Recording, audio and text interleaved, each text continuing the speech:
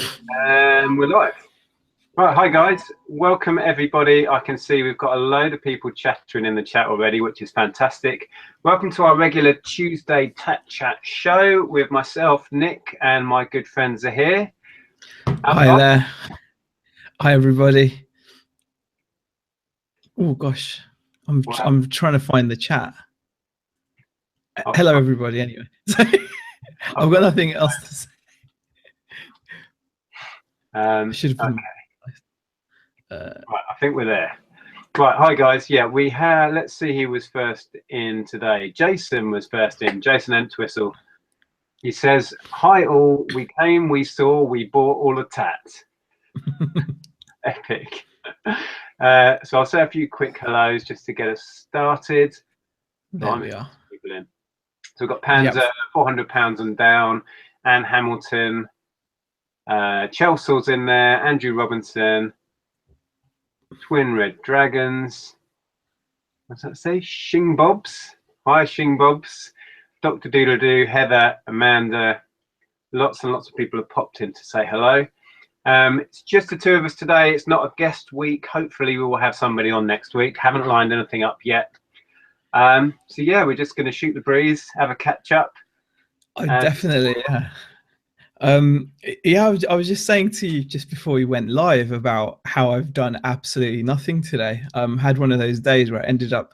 It's really terrible because Beck went off to work, dropped Beck off, did what few parcels we had, and then I just sat down on the sofa, just put the recliner on, and before I knew it, it was it was like afternoon, and I'd done nothing, and just need to kind of get back on the horse, as it were, and start doing some work again. But I think it might have been lack of coffee. Are you off the coffee right now still? I'm not off the coffee. What it is, I'm being stubborn and I don't want to drink instant. And I don't have I've not set up my subscription yet for my proper coffee setup. So, and I'm just waiting for that. It's silly. It's like it's a thing. It is easy to do though. Yeah. Is it half term up your way? It is half term. The girls are at home. That always throws things out, and we try and take a step back anyway, so we can do more things with Ellen. So apart from packaging this morning, I've done nothing really. We went over to see my mum. We took Ellen over there and had a bit of a family afternoon, and then I've got back and gone live.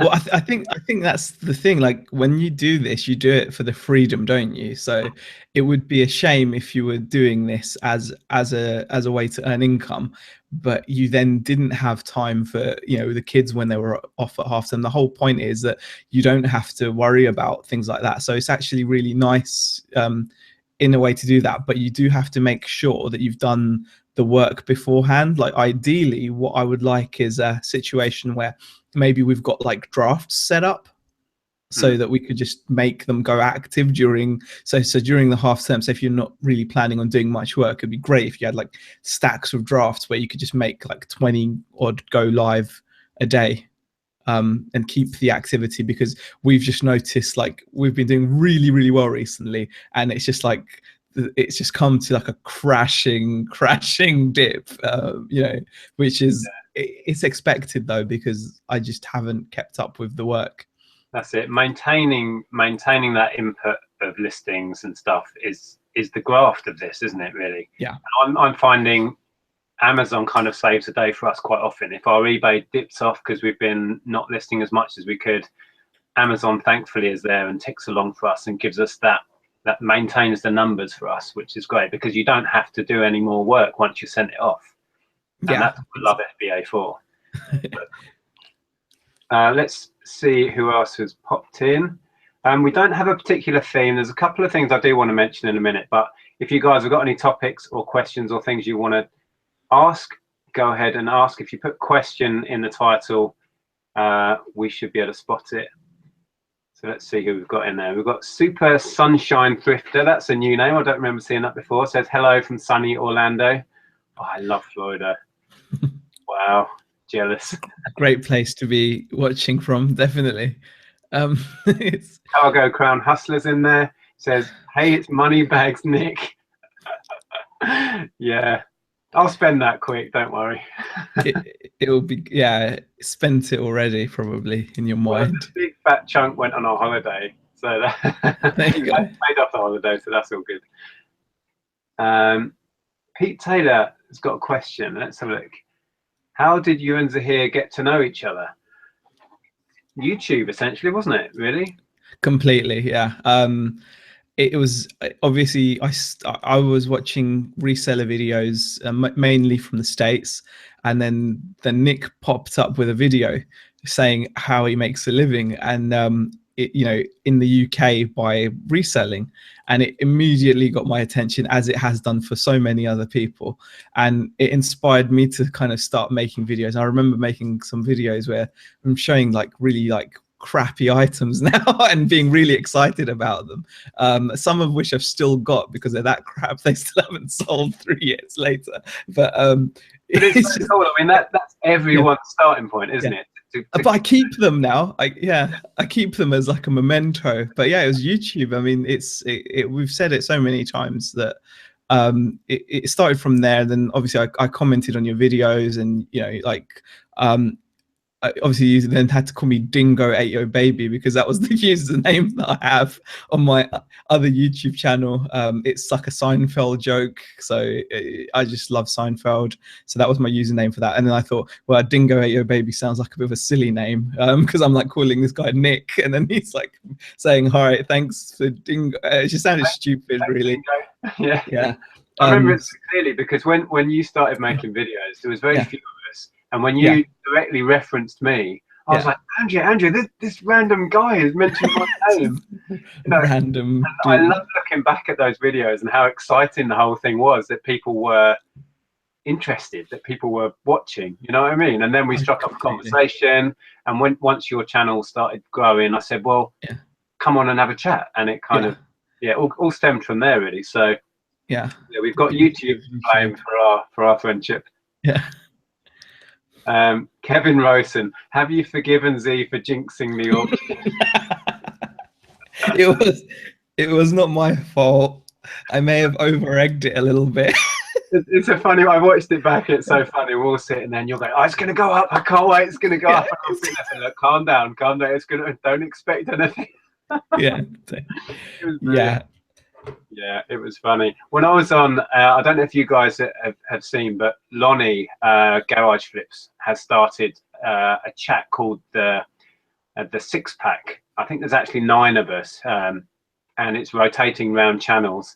And we were chatting about that in there, and they were saying, "Oh, it was a bit of a letdown, that video. The hype was all there, and we all got ready to watch, and it just went, dink." It went up £100 at the end. But that was fine, and I totally was happy with that price. I would have been happy if it ended at $5 grand. I was at my earlier, and my mum hadn't heard about this. My dad had got wind of it through my brother-in-law, and I said to my mum, "Oh yeah, I sold a computer game." She said, "Oh yeah, for 5,100," and that piqued her interest.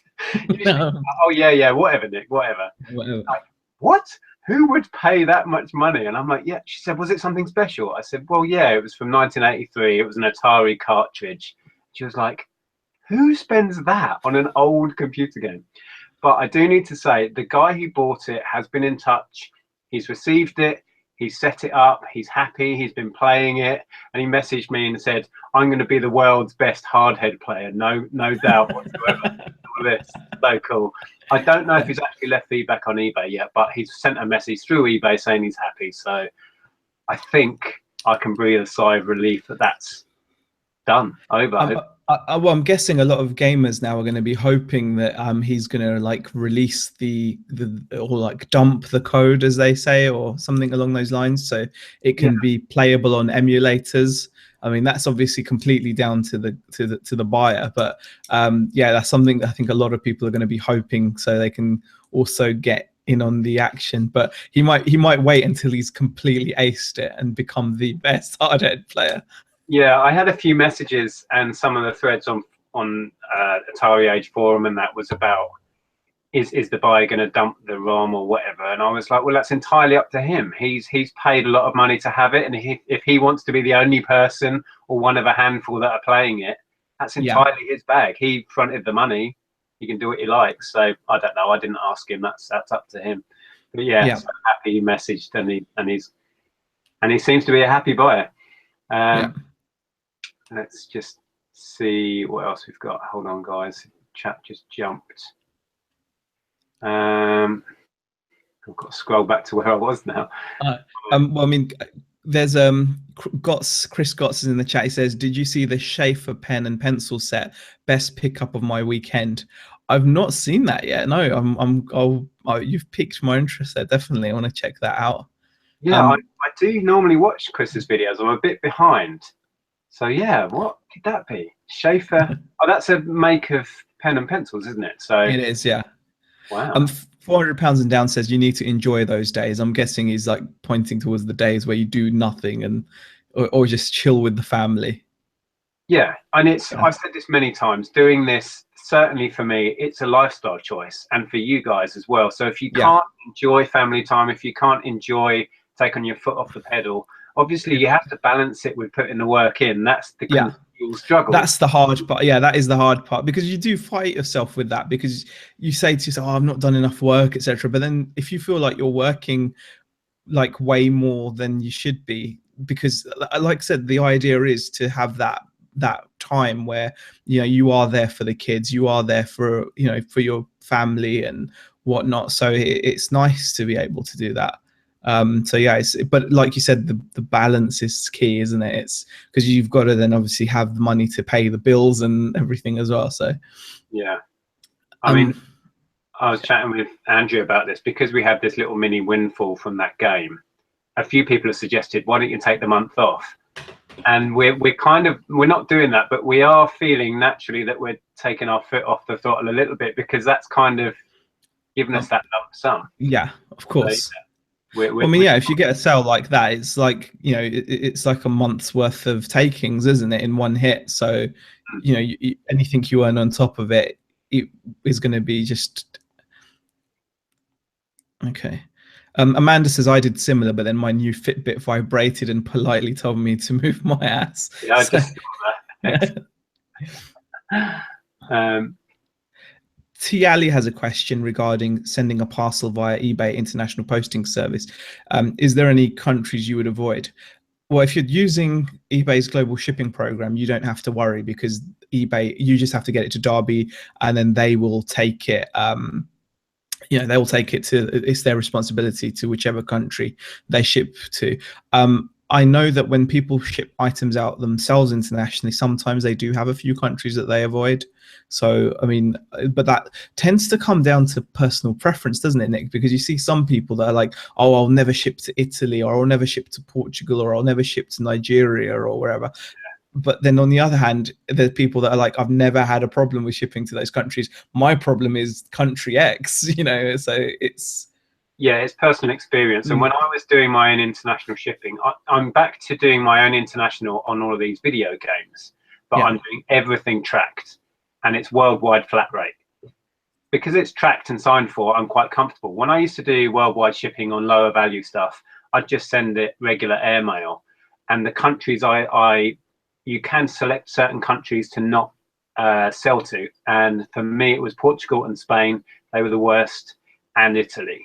Eventually, just through personal experience of sending non-tracked items there, and they'd all just vanish, and we'd get a message saying it hasn't turned up, time and time again, from those countries. So whether that was the postal service or the people of those countries just being a bit scammy, who knows? But yeah, I stopped shipping to those ones. But yeah, like you say, it's down to personal experience. Yeah. But yeah, you're right, with GSP you can pretty much ship everywhere, and it's down to eBay to get it there, and it's their issue then. Brian Byrau, I'm not sure if that's how you pronounce the surname, but he says, love the thrill of your rare Atari game auction, Nick. I was a vendor at a local video game convention in Columbus, Ohio this weekend, did over $4,000 in sales and didn't even sell half of what I bought. That's actually something something worth thinking about, isn't it? Have you ever thought about taking all your stuff, like your video gamey type stuff, down to one of these local conventions and setting a stall up there? I mean, kind of like when Cora and Helen were doing those Lego conventions. I haven't considered it with video games. I've never had this much in stock at once. I do have enough to just set up a stall instantly right now. Yeah. I have done it with my first business ever was at the record shop, and I ended up with so many CDs and stuff that we used to do record fairs, and that was a great way of getting direct to collectors. So we did a few of those. But yeah, it is a good point. But I think most of this will just go online, to be honest. And I'm holding back a lot of it till Christmas now, I've decided. Because I've had that big windfall from that one sale, I'm not in so much of a hurry to get my investment back, because so you may as well maximize the price that you can get for some of the stuff, definitely. And I can spend my time testing it, testing the yeah, definitely. Having a good play. Question: has anyone tried to sell other people's properties on eBay for a commission? I assume you mean other people's items. Not something I've gone down the road of. When I've tried selling other people's stuff for them as a favor, it becomes a bit of a pain, and I try to avoid it, to be honest. There is a business model in that, being, you know, selling on, what would you call it, consignment kind of, and taking a cut. But I'm not sure. You'd have to do a lot of stuff, wouldn't you? And I don't know. It's not for me, certainly. I think that people also don't appreciate what goes on with eBay. So I'd be worried that, you know, you'd sell an item, and then, you know, the profit that came out of it would look a lot less than the sold price, and then, you know, they'd be like, oh, how comes it's only this much? You'd have to explain, well, eBay took X, PayPal took Y, these are the shipping costs involved, and, you know, and then obviously you've got all that to work out. And then on top of that, once you've paid them, what if you end up getting a return in 30 days? Would they be willing to wait over 30 days to get their money? But even then, you're still at risk of a PayPal chargeback, which is 180 days. So, you know, it's very much a lot more benefit to the person who you're working for. So if you're going to take all those risks on, it makes little sense in a way. I'd say it makes much more sense to just buy whatever they're selling off them cheap, by explaining all this and then taking the risk on yourself like you do with all your other items. Yeah, because you'll be taking on all the work and all the risk. You'd have to take a big slice of the pie. And like you say, unless you're talking high value items, it's not really worth your time, and it's going to put them off anyway. If you say, I want to take at least 30% or something, if not more, yeah, might as well just say, I'll make you an offer on it, like you say, and then it's your item and it's your problem then. Yeah. So, £400 and down has a good question. For those like me still starting out, can you talk about progression and going from buying rubbish to better hauls? I've noticed I'm starting to buy better gradually. It's quite a good question. It's just a learning curve, really. We've all been through it. And if you watch some of the newer channels I mean, Chris Gotts is a great example, who watched my videos, watched Zahir's videos and everybody's, and went out and bought everything. Chris was buying rooms full of stuff. It was fantastic to watch. And he's honed his craft already to a point where he's being much more selective, and he's found the things he's into, and he's, evolving exactly as you guys are. See, it's just a learning progression, isn't it? And you find out what suits you. This is the whole point, and we've banged on about this. Don't think you have to buy what I buy or what Z buys. Try those things maybe, but find your comfort zone. And then, I mean, the cool thing is, it's like I'm still going through it. Like you said, I mean, it's changed so much, you know, what I've bought, and my confidence in, just your confidence in your ability to do this, because you'd be lying to say, anyone that says from day one that they're confident in what they're doing or they know what they're doing, they're obviously fooling themselves. Your confidence in your ability to do this will naturally only grow when you've done it for a long enough period of time, and brought in enough results. I mean, I still absolutely love this. I mean, this for me sums up reselling in one go, because even though it was only a week or two ago that I was posting huge sales figures, best sales figures we've ever had, you know, this week has been absolutely terrible. and I'm questioning myself again, just like as if, you know, suddenly I don't know what I'm doing. You know, I'm feeling down on myself a little bit for not working hard. And so you have to just go through that, and in a weird way, it's cool because I'm seeing this with Rebecca as well, because Rebecca's growth in terms of her confidence as well, it's really cool to watch, because, you know, at first she was like, oh my god, I'm not going to find anything, I'm going to be terrible. And then, you know, she bought some stuff, and then she's slowly kind of finding what she's enjoying. She's still testing out, like you said, she's still testing out so many different things, but she's starting to now get an idea or a sense of bits that she enjoys. But it's not easy. It really isn't easy, and I think that, you know, it's worth bearing that in mind, that it will happen, but like you said, Nick, it will happen with experience. I agree with you. It's fascinating watching Beck. You know, now she's found jewelry, and you can see that she loves that stuff.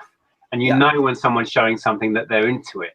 You know, you can just tell, it comes through the screen, and that's obviously something that perhaps you'll pursue in the future. And once you get a few sales under your belt, that's where the confidence comes from. We can all buy rooms full of stuff like this, but the confidence in it only comes from when you've sold a load of it. And you learn from the fails and you learn from the wins. And the only way to really learn is to do. That's the other thing I harp on about. It's all very well to sit there and watch hours worth of videos, but you're only actually going to learn by experience. So yeah, give it a go. And you're only as good as last week. I'm hearing it. Echo? Yeah. No. No? Not here. I can't hear one. I can hear an echo. Oh, can you hear yourself echoing or me? I can hear myself echoing. No, it's gone now. It's gone. That was weird. Okay. All right. Okay. But yeah, I was just saying, you're only as good as your last week as well. So it's that constant battle.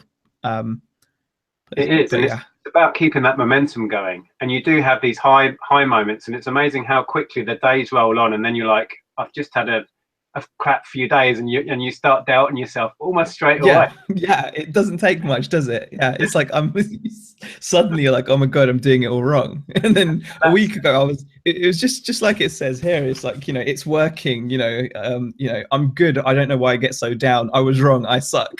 That's exactly it. I think this is just the most epic description of it. And that's going back to what I said before. What Amazon FBA is doing for us is really helping to smooth over those bumps for us. You know, and if we take our foot off the pedal with eBay, Amazon's still there ticking along in the background. I've just done 2 big boxes to go up again, and once that's out the door, that's just there, and then those sales tick in over the next few months, and it smooths over all the bumps. And for us, that's been a game changer, really, in being able to relax a bit more about it all. eBay is still kind of the fun side of it for me, and Amazon, because it's so erratic. Yeah, I think Amazon can help. I mean, there have been times where I've sent stuff up, and it's so nice when you get that extra kind of income coming in, especially because, you know, you can do pretty well on some stuff up there. So yeah, I mean, Amazon FBA is a whole different animal, and I wouldn't necessarily recommend people jump in with both feet. Try merchant fulfilled for a while. You really need to know and understand the fees, and they're rising all the time with FBA. But for example, I sent up a 20p CD. I think I shared this with Zahir, and that sold last night or the night before for £50 before fees. But, and you know, that's just sat there, and I forgot about it, and then it's gone. It's and you sold. go, oh, okay. And it's, I love that sort of stuff. I just saw Lonnie's in. I mentioned your chat, the 6-pack, Lonnie, which is moving around sellers. I'm not sure whose channel it's going to be on next Sunday. You'll have to let us know in the chat, Lonnie. Oh yeah, I was actually going to try to stay up for that one, and I just couldn't make it. I was like, oh, the chat's on, isn't it? Like, it's bad for me because I end up staying up late, having a load of beer, and then I can't sleep, so I'm up till God knows what. Right. Flipping Picker UK, question for Nick. You mentioned about your purchase ledger when you don't get a receipt. Roughly, how do you set it out? As simple as possible. I have a basic lined ledger book. I will put date, location, and then just list what I picked up. So if it's a car boot sale, I will put the date, where I was, what I bought, list all the prices, and just put it in there as a cash sale. Same with a jumble sale or a private pickup or whatever it is, I list them all in there. When I come to do my tax return, I will total it all up as that year's, non-receipted sales, and that's how I do it. But again, if you saw my videos where I spoke to the tax man, it's a very, very grey area still. But there was a lot of people who've had direct experience dealing with the tax man about non-receipted invoices, etc. And they were cool about it when they had investigations. It was a long-winded procedure, but the tax man does understand that this happens. And yeah, anyway, that's well, I mean, the fact that they offer simplified, the fact that they actually offer you a simplified option when it comes to doing your accounts shows that they're not like sticklers down to the penny. The fact that they're willing to let you do like the simplified method shows that, as long as you've got some decent level of, showing that you're doing your best to keep track of stuff, I don't think there's any. And also, as long as it's in proportion, if they check you up and you say, well, I've got this little black book and this shows all the cash I spent on my stock, and they might be like, whoa, that's not enough. But then if you show that it's in proportion to how much money you've made, they're not going to argue too much. And the fact that you've still paid tax, and it's all relative to how much you made is how much you. If you're claiming massive amounts and making up numbers, it will show. It won't exactly be what you've made, and that's what they will flag up. Basic. Good points. What else have we got? Lucy says, question: is he getting hot with all that hair? You know what? It is bothering me now. My daughter said it looks like Kylo Ren's hair, like helmet hair. Like, not in a good way. That's not a compliment in any way. It's just getting long and horrible now. But I'm now at the stage where I don't know. I might just go with it. I might just go with it. Just grow it out. I might just. Why not? I've never had super long hair. Well, I've never had super long hair before, so I'm like, you got to try it once, right? I mean, Absolutely, go for it. Right, let's see what else we've got going on. Steve's in there. I don't know if Steve's back from his holiday yet. Is he still away in Spain? I'm not sure. I was trying to catch up with his vlogs.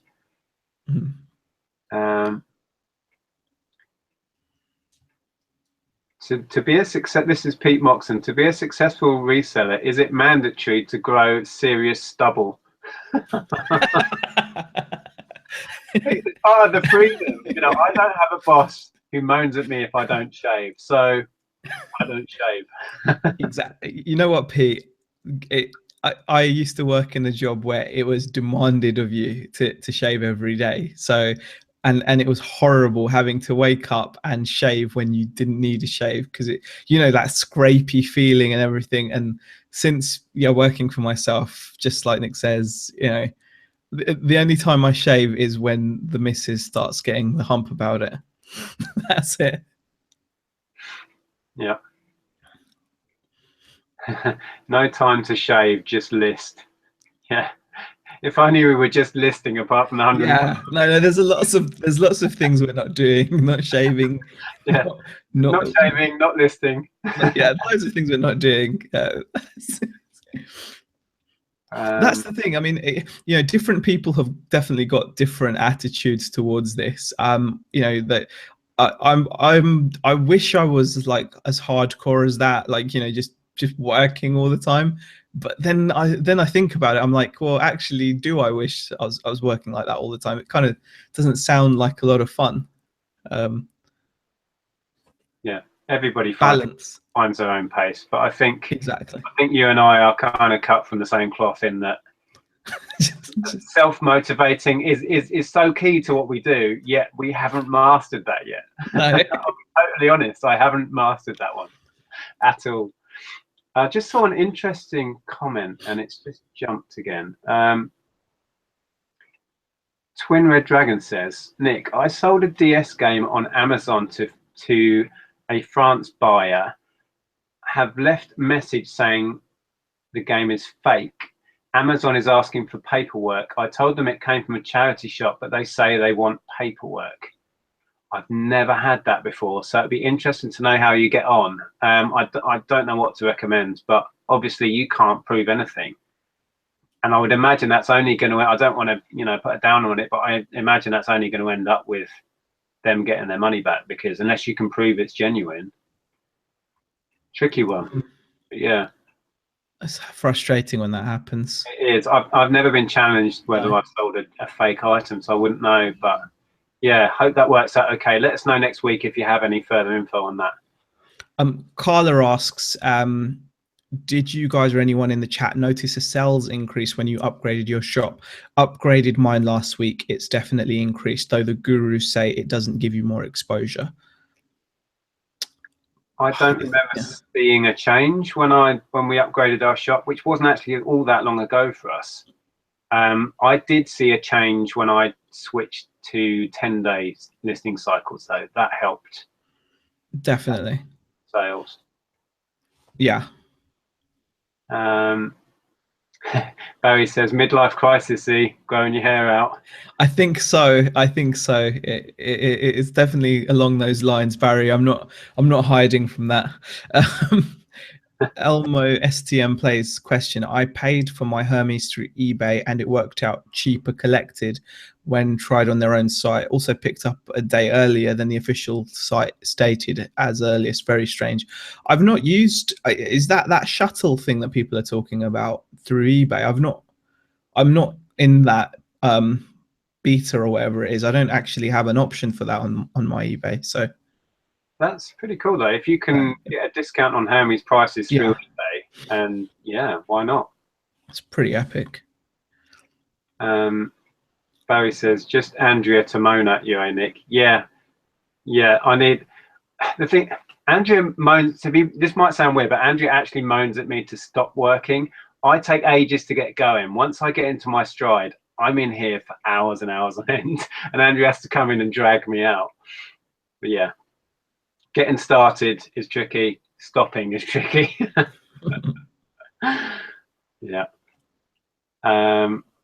What was that? Your water bottles must be flying out in this weather. They have picked up. I sold another couple today. I'm doing another FBA shipment. I'm sending another 6 of 2 different designs up today. I just had a merchant fulfilled order come in for one. So yeah, they've been great. The bigger ones are much better. The litre and up ones. I just sold one for 15 with £4 shipping on Amazon merchant fulfilled. So yeah, they're going well.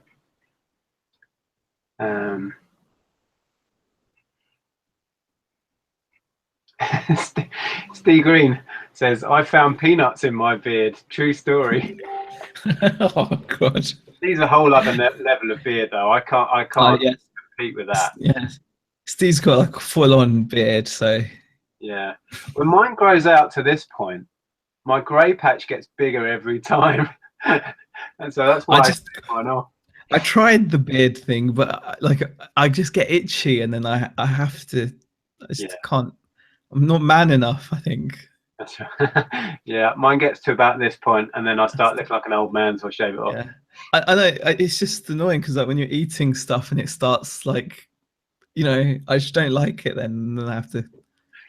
Darren's in the chat. He says, "Don't you hate it, Steve? Hearing people complain about having too much hair." Yeah, Darren's. What's the term? Follically challenged. Oh gosh. I've not seen a video from Darren for ages. I don't know if Darren's still doing the YouTube. You'll have to let us know, Darren. Yeah. Oh, I'm up to date on the chat. Wow, there's a first for a few weeks. I've noticed that sometimes it pauses, and then it happened last time where it was freezing, and then a bunch of chat was turning up, so comments were catching up. There we go. Sandra Bevin says, I'm changing my listing to 10 days as they end and I need to relist. Yeah, I mean, I think everyone that's done that has noticed the difference. Yeah, obviously you will end up incurring more fees because every time you relist, you get charged, or it will come out of your quota of free listings, which you'll get with a shop. And we used up all of our free listings this month. considerably earlier than we did last month. So the last week or so we were paying for our listings, even with our shop subscription. But I think for us, it's worth doing. It's worth paying for a load because we're getting more sales, and I still think that's working out for us. But our shop is full of crap that's not selling. We need fresh listings on there right now. That would help us more than anything. Oh, actually, I wanted to quickly say thank you to Subbers Collectibles, and I think someone else mentioned it as well. I didn't realize that this Harry Potter broom that I picked up at the weekend, I did like a haul on Sunday. I said I should get about 20 quid for it. Actually, I should be able to get about 75, 80 quid for it, because this was a vibrating broomstick, and I shouldn't really touch it from that end, just in case. I don't know where it's been, but I don't know where that's been. I don't know where it's been, but yeah, it does vibrate like a boss. It really does. It was apparently on sale for a couple of weeks before Mattel pulled it, and replaced it with a different model. But this is like the original Nimbus 2000 with vibration. So thank you very much for pointing that out. I think that's really cool. It was nice to know. I only paid £1 for it, so to get that's 70. If you can get 75 quid out of that, I know, right? I'd be sure. Well, apparently that's what they sold theirs for. That's why they contacted me. They said I sold mine for 75 quid. So I was like, damn. And looking on eBay at the moment, there's only a couple of sellers over in the States, and they're asking like $90 and $100. Wow. So yeah, there's only literally 2 listings. What people will pay for stuff. And the Harry Potter collectors are pretty bonkers about stuff. Let's be honest. I mean, the prices that first edition Harry Potter books and signed books go for. I wonder who has that sort of, I mean, it's the same with the Atari cart, obviously, but who has that money lying around? People do. This is the thing.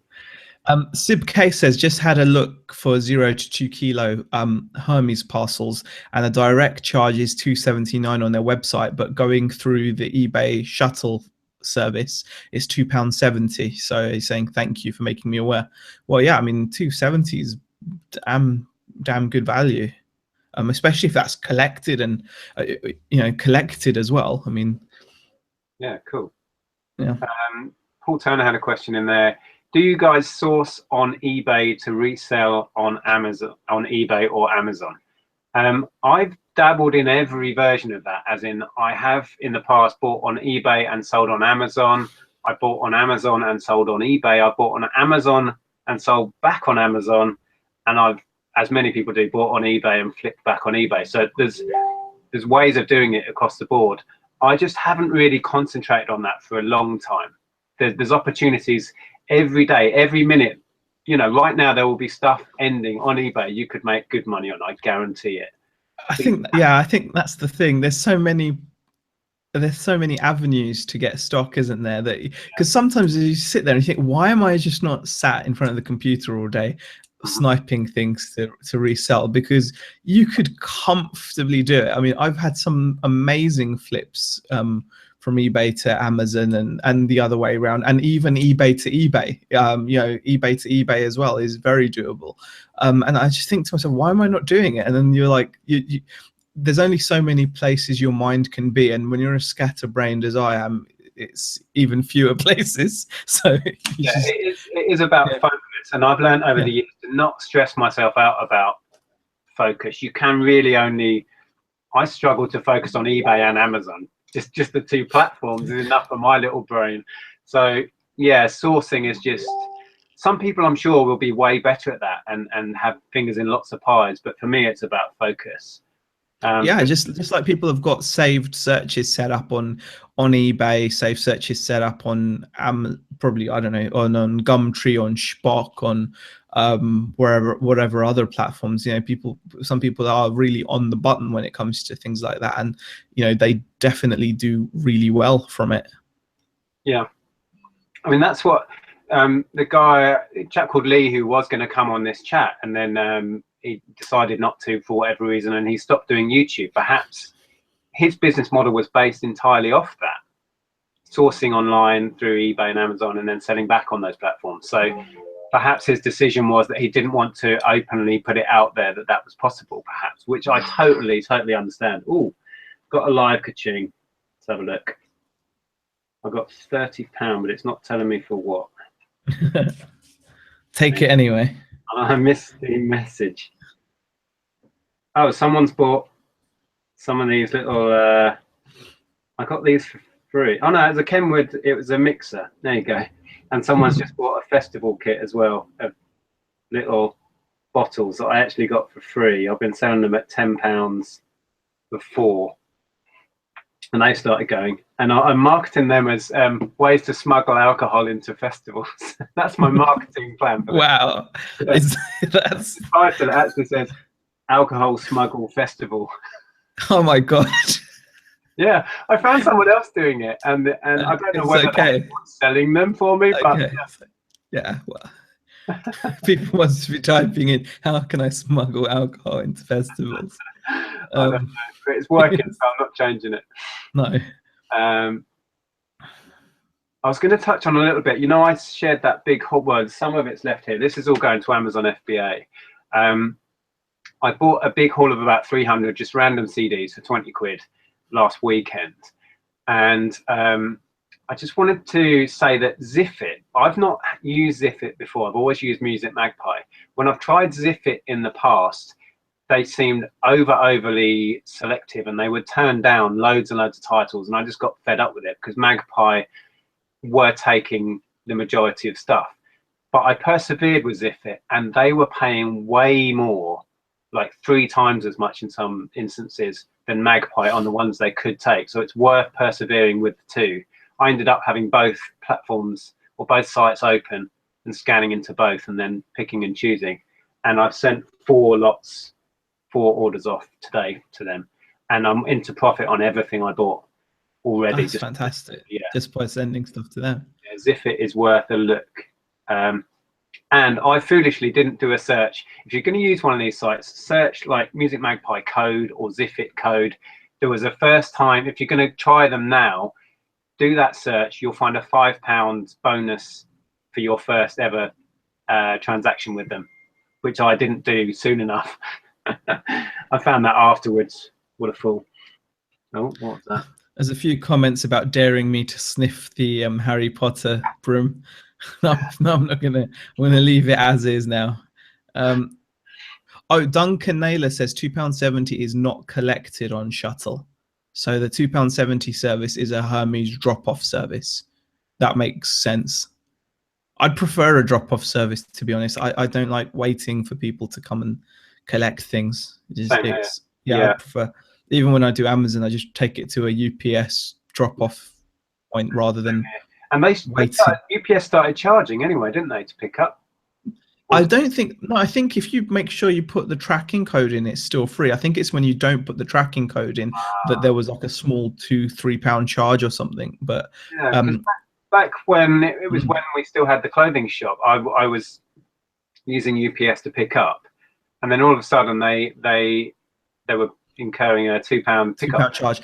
If you'd put your tracking in the box, it wouldn't have been there, because you know when you do, yeah. All right. Well, I found out that we've got a local drop off anyway, and it's like, I don't convenient. I can drop it off whenever, so I do that. Yeah. And the guy sees me coming now with my massive 50 kilo boxes into his corner convenience store, and he's like, bless. Really? Yeah. But Blitz says you could make a business purely out of sniping. Yes, you could. Definitely. Yeah, people do. People have been doing it for years. It's not a new thing. Yeah. Oh, loads of chat. Hang on. It just for just when you said, "Oh, we're right at the end of the chat," suddenly we're like behind. Not anymore. We're not. Okay. Nick, Jack Boy Price says. So CP Crafts and More says, Nick, I think you have so much stock already. Yeah, exactly.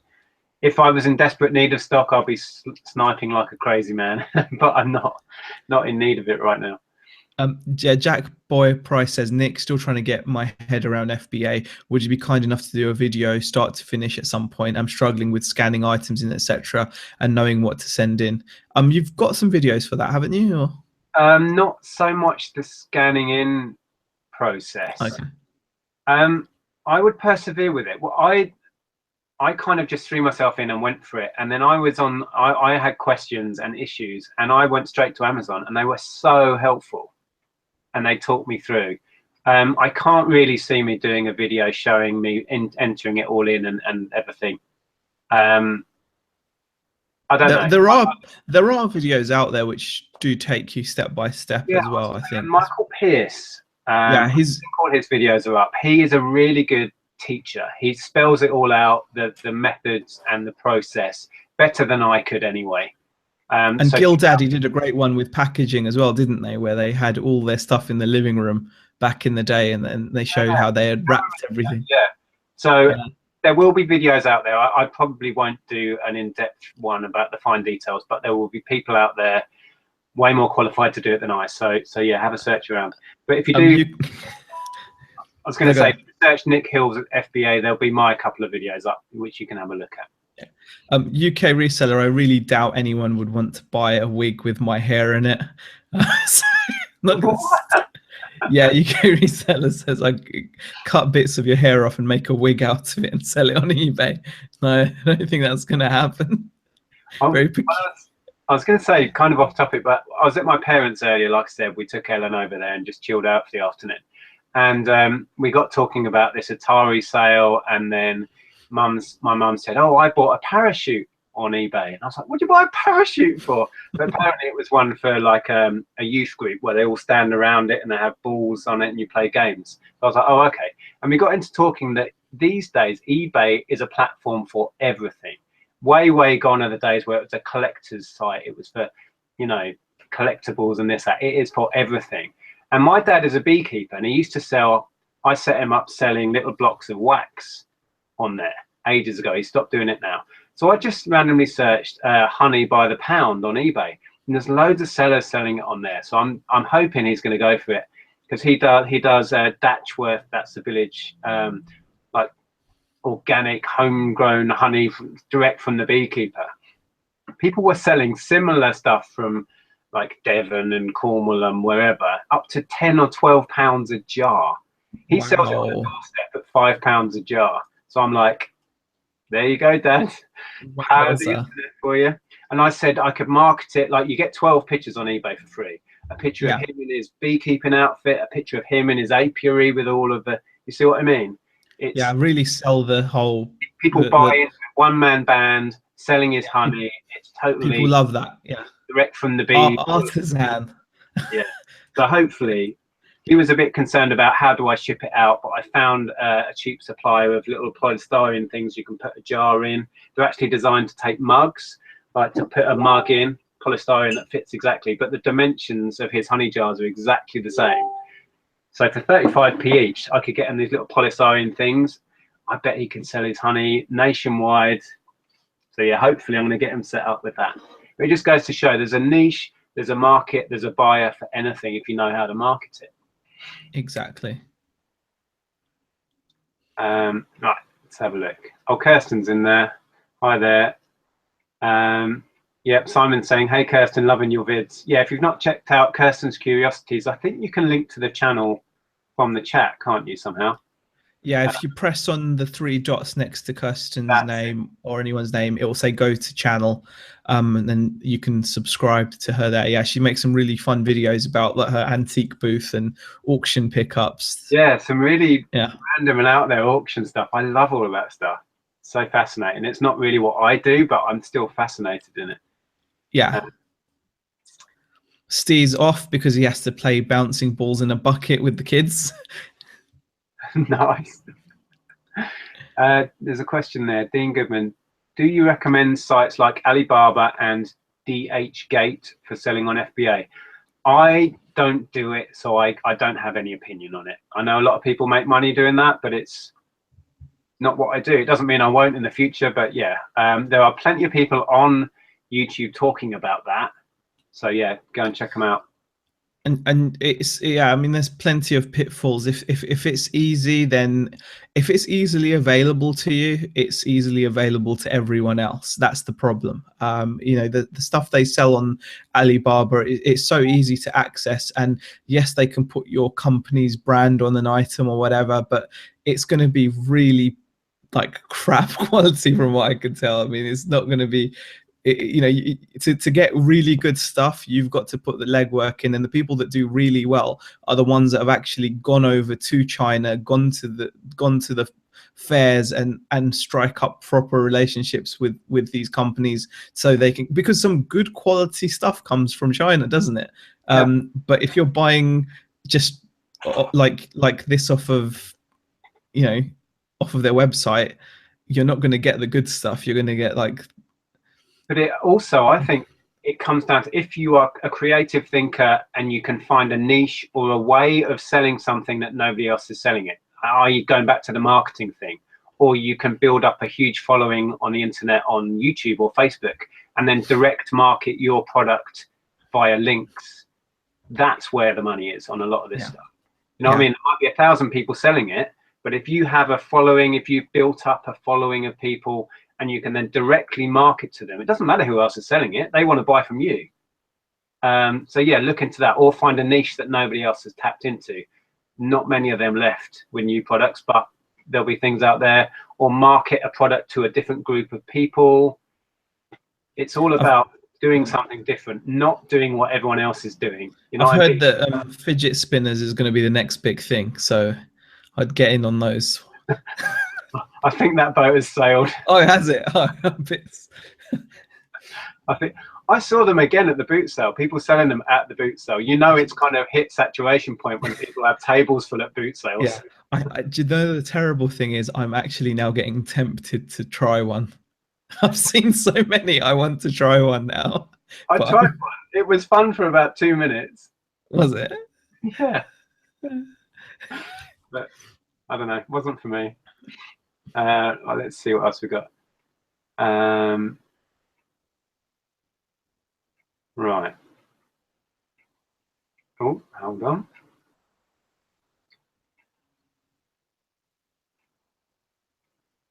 My fantasy, sorry, I was just reading, I don't know what this is. UK reseller. My fantasy is at a party and super glue a wig to a bald man's head. Wow, that's a strange fantasy. Yeah. You might get yourself arrested with that sort of stuff, Yeah, mate. yeah, be careful. I'm clear of super gluing things to people. Yeah. Just putting that out there. We do not condone super gluing things to bald people's heads. Oh, Darren said, I've had some samples sent to me from Alibaba. My God, it looked like something I made myself. Fair enough. Yeah. And Paul Mosley says, I've branded goods from China. You have to go out there to source. See, that's the thing.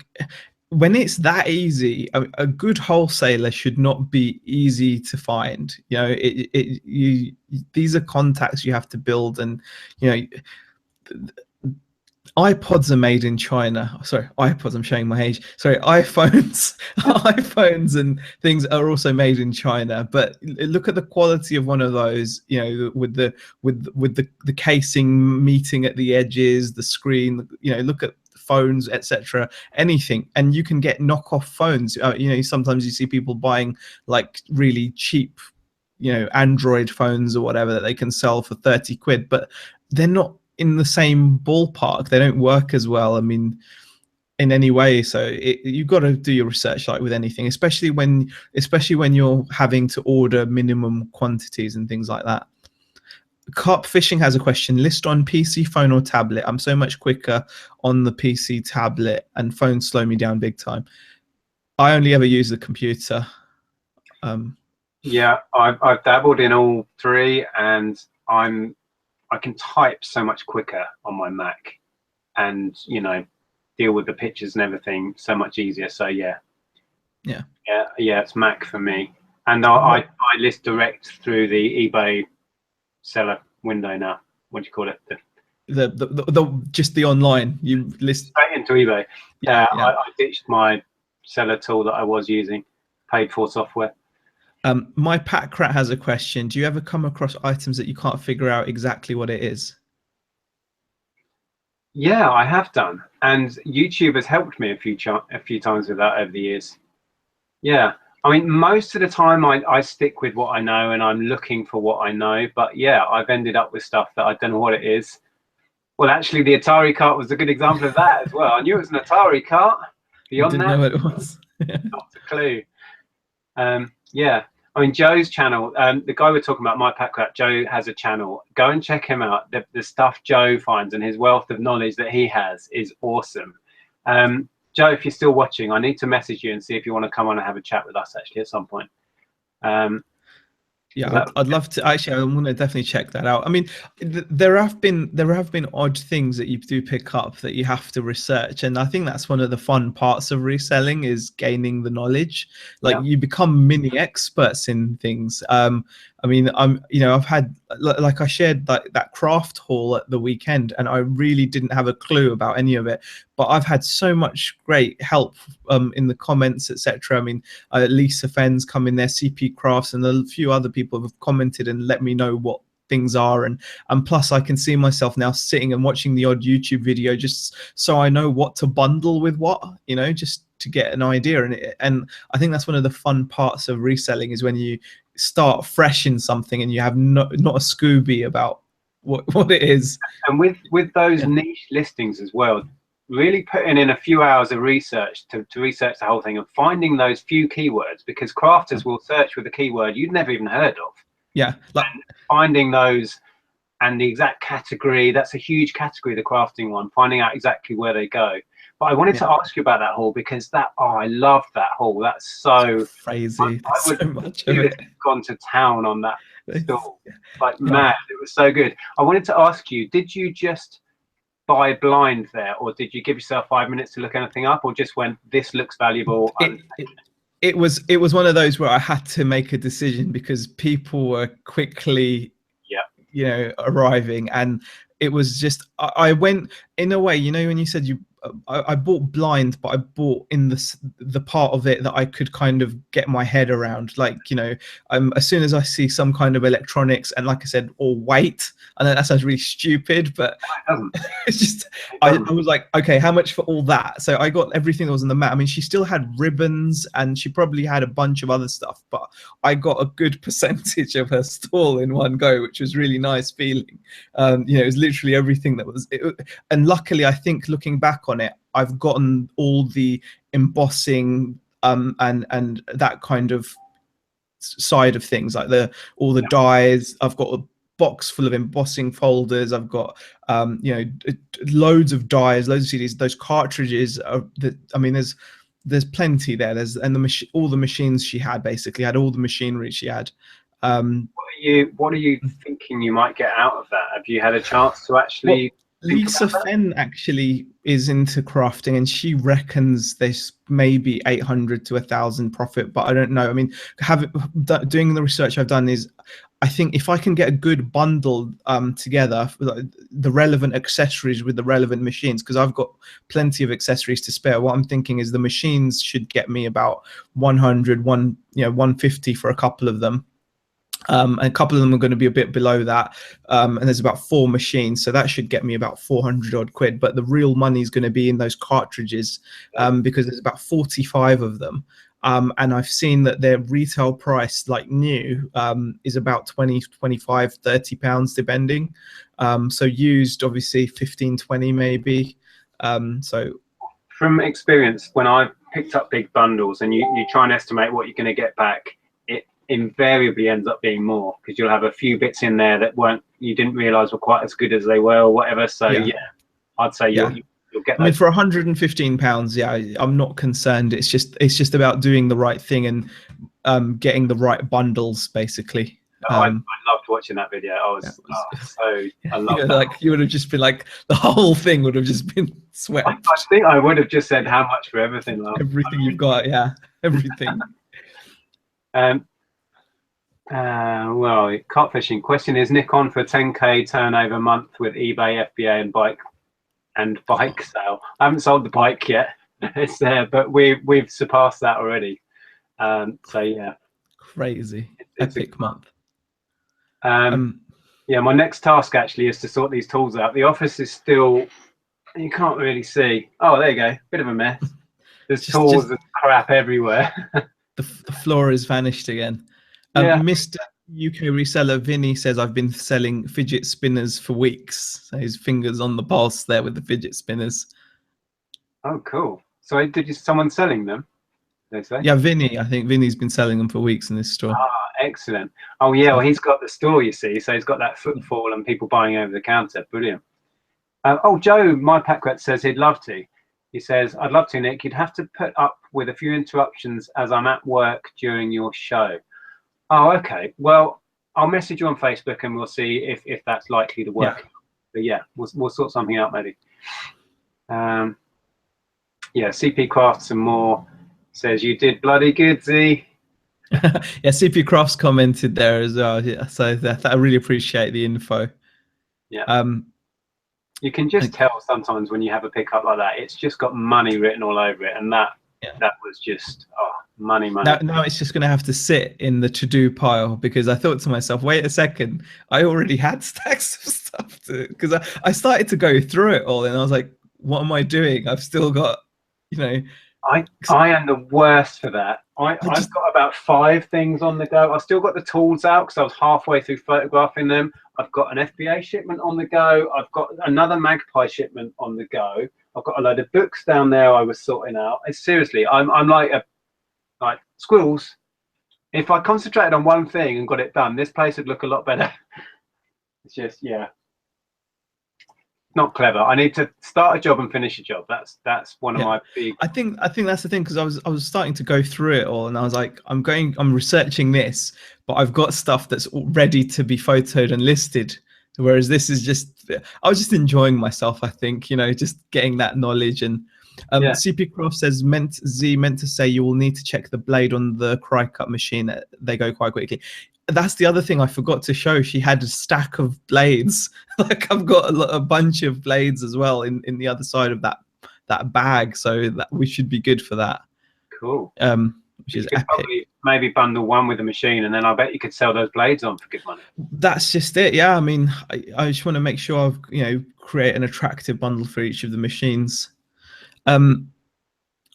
Quite a lot of comments coming in, which is fantastic. Wow. We've actually got 160 people in there at the moment, so thank you for. Have we? Yeah. Oh, yeah, 159.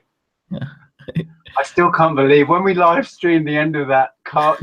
500 plus people. 500 odd viewers. It was like, where did all of them come from? It must have been shared around. That was awesome. Definitely. And the fact that the guy who won it was watching it live.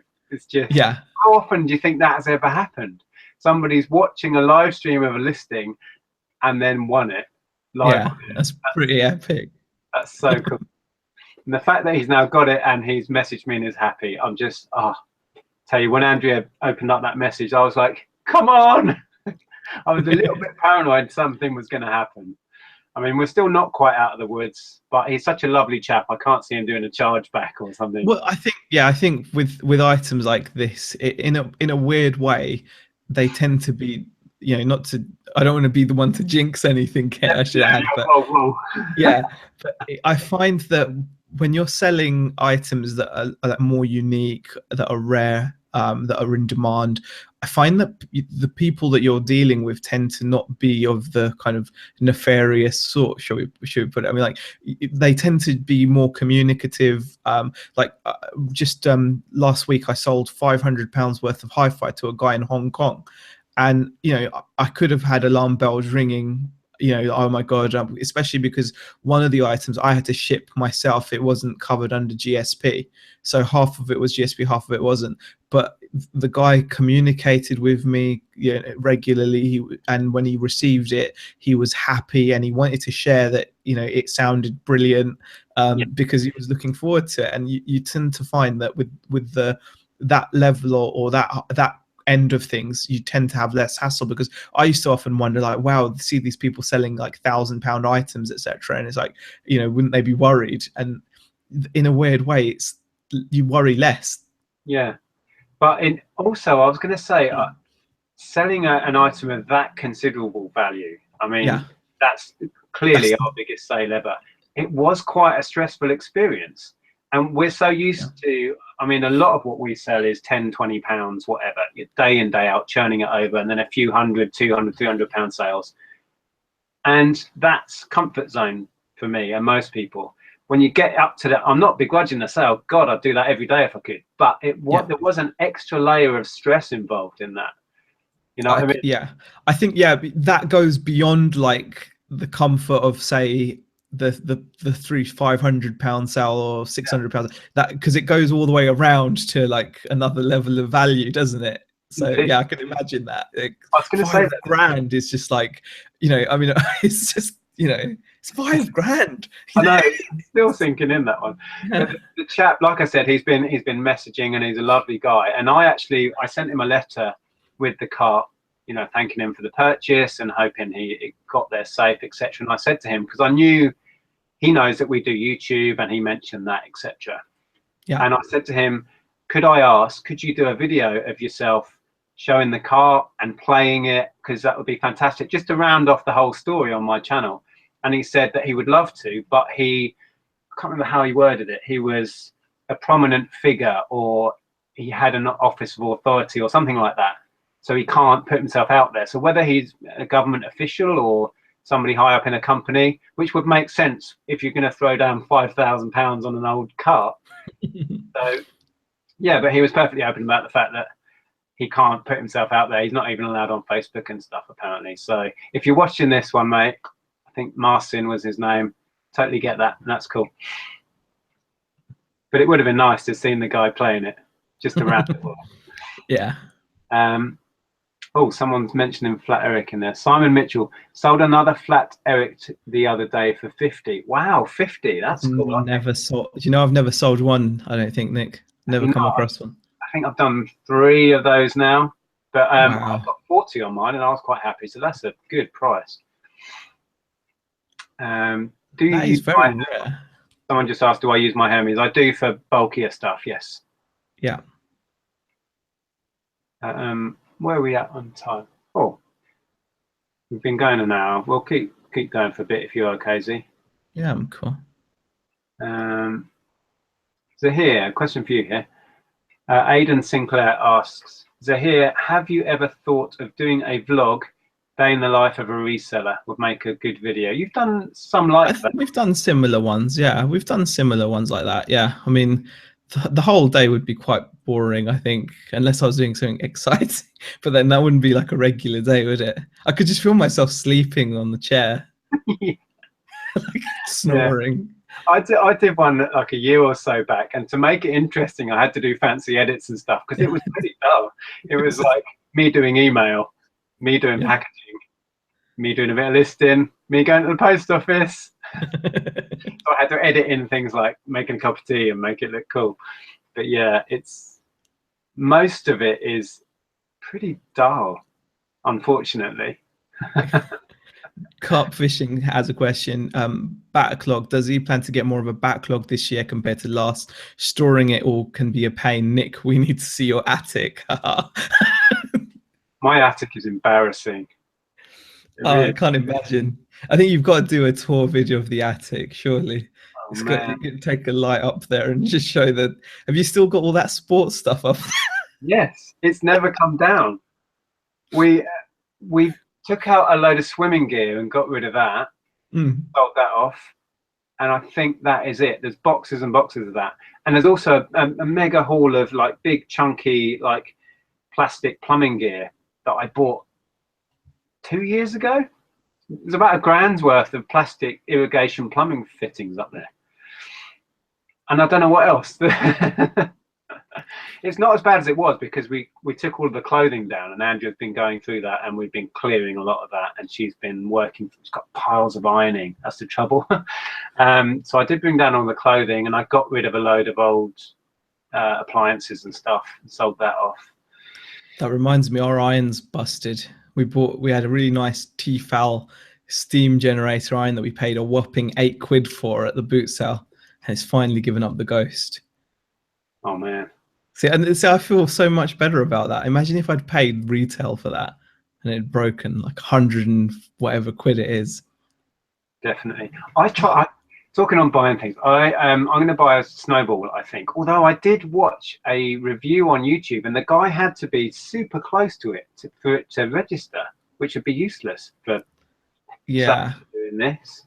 So I don't know if it is right for me. But anyway, I went on eBay and there was one listed at £12 something. The title was Snowball Microphone. The picture was the stock image of a white snowball. So I stuck a bid on. And then I later came back into it to take another look or whatever. And at the bottom of his description, he just said, it's like a snowball. Stand only Oh. stand only in this listing. Terrible listing. Oh my God. I messaged the guy and said, so are you telling me you're just selling a stand?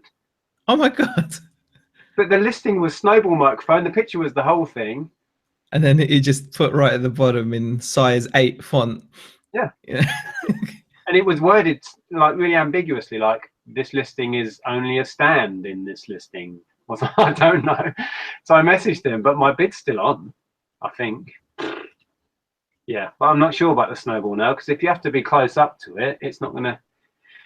I don't know. If anyone uses one, actually, would it be cool? What I want is a mic that will pick up me and Andrea sat a couple of foot away.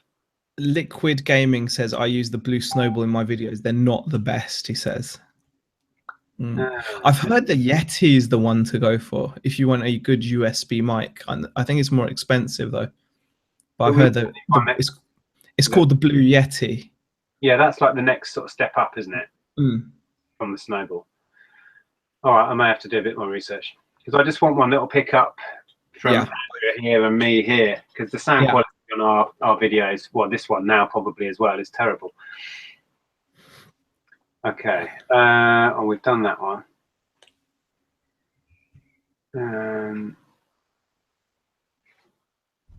Z should rename his channel to The Crafty Grinder.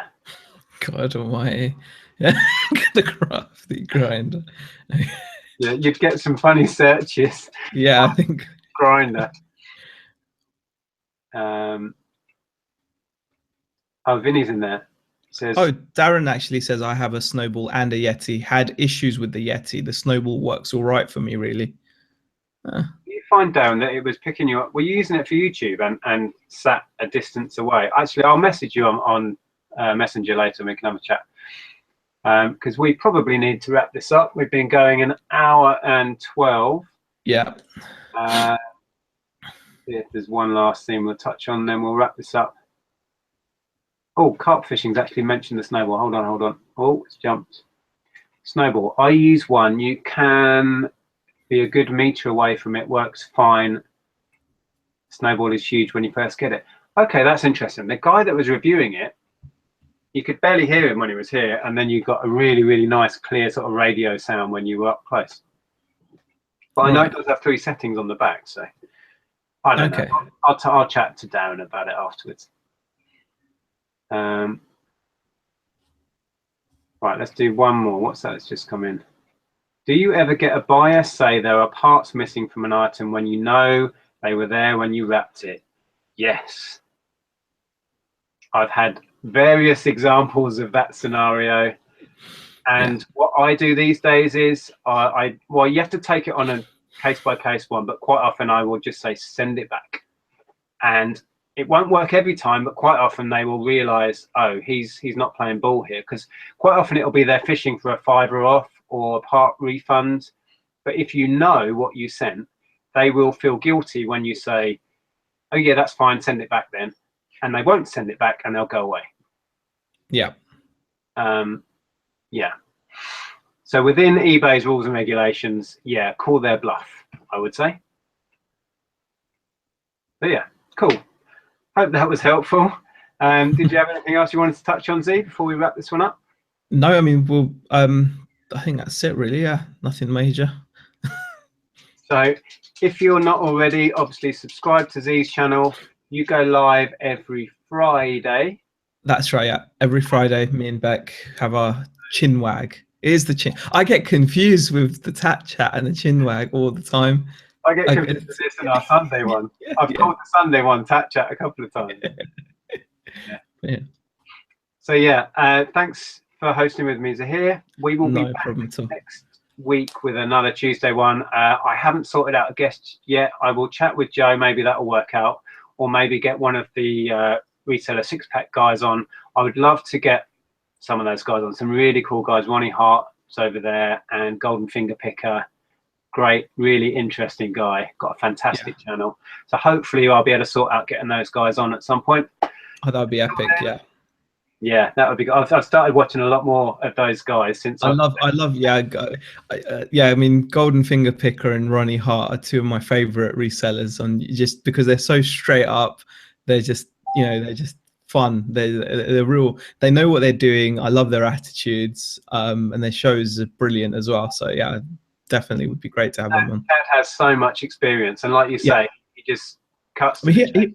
He had that $30,000 sale, didn't he, once? That Beatles record or something, wasn't it? Yes, he did mention that. Yeah, $30,000 sale he had on a Beatles record. Crazy. And over the last weekend, he had a load of Vietnam era flight suits, and they were going in the thousands. And he bought a whole collection of stuff. But that's from the house clearance that they got invited to, wasn't it? Yeah, he's been talking about that on the show. Yeah, he preaches about the whole cards thing that I still haven't done, about how many doors being open, about who he is and what he does, and just being straight up. I make money selling stuff. Have you got any stuff? And I would love to get Chad on. I don't know if Chad was in the chat at all, but yeah, I'll try and sort that out. Anyway, I'm waffling now. I've gone into super waffle mode. Oh, my Packrat says, Z, what is your YouTube channel? What words can Joe search? It's just Zahir Malik. But if you, I'll just say something in the chat, and then if you just click, I just put hi in the chat. If you just click on the 3 dots next to that, you can go to my channel. Yeah. And if you're watching this at a later date, I normally put a link below direct to Z's channel if you can't work that out. So yeah. Okay, cool. Right, we will let you wonderful people get on with your lives. We've still got 128 stalwart viewers who are stuck around. Yeah, we've really won today, haven't we? It was good. Wow. Yeah, it's been, time flies. Yeah, it just when you're talking about stuff like, well, you know, pickups and just general stuff, like you said, it's just such a nice release, isn't it? It's brilliant. Yeah, and there's so many avenues we could go down. We could literally talk all day long. But an hour and a quarter is enough of our ugly mugs on the internet, so we will call it there. We're going. Thanks for viewing. If you did enjoy this, please give us a thumbs up. Go out and check out his channel, and we'll see you guys soon. Take it easy. See you later, guys. Thanks for watching.